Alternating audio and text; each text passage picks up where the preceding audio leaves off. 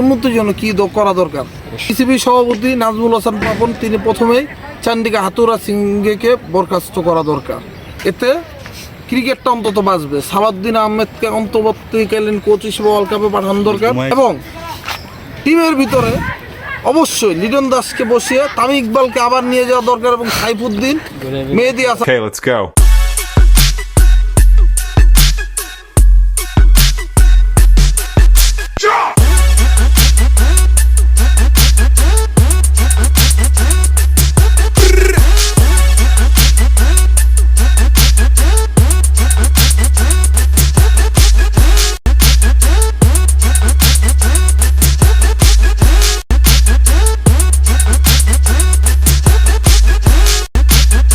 সবাইকে অসংখ্য ধন্যবাদ।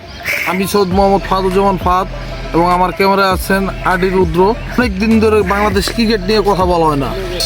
ইউনাইটেড স্টেটস অফ আমেরিকা, সেই দেশের কাছে আমরা টাকায় পিছানো, ক্ষমতায় পিছানো, বল খেলায় পিছানো একটা জায়গায় আগায় ছিলাম, সেটা ছিল ক্রিকেট।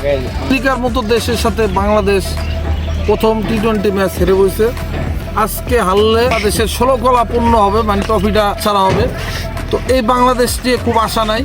অতি সত্বর বাংলাদেশ টিমের দরকার, উন্নতির জন্য দরকার কি আমি এই কথা বলিও। অনেক কিছু বলা যাবে কিন্তু বলে লাভ নাই, ঠিক আছে। এর চেয়ে আমি শুরু করি যে উন্নতির জন্য কি করা দরকার। পিসিবি সভাপতি নাজমুল হাসান পাপন তিনি প্রথমেই চান্ডিকা হাতুরা সিংকে বরখাস্ত করা দরকার।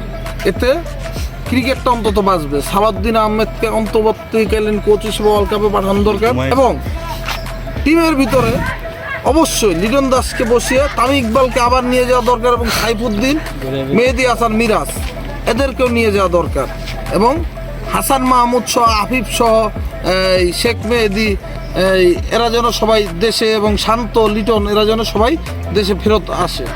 তাহলে কি হবে, এই ওয়ার্ল্ড কাপে বাংলাদেশ অন্তত সেমিফাইনাল খেলতে পারবে। যদি তামিম ইকবাল বা সাইফুদ্দিন বা মেহেদী মিরাজ যায় তারা খেলতে পারে তো বাংলাদেশ ভালো খেলবে। অতি সত্বর বাংলাদেশ ক্রিকেট বোর্ডের চন্ডিকা হাতুরা সিংকে চেঞ্জ করে এবং তামিম ইকবালকে ঢুকে এবং তাকে ক্যাপ্টেন করে আনা দরকার। শান্তর ক্যাপ্টেন্সি দিয়ে চলে না, শান্ত ওয়ার্ল্ড কাপের ক্যাপ্টেন্সি করার মতো যোগ্যও না। তো সুতরাং সবাইকে এটাই বলতে চাই, ধন্যবাদ সবাইকে, দেখা যাক কি হয়।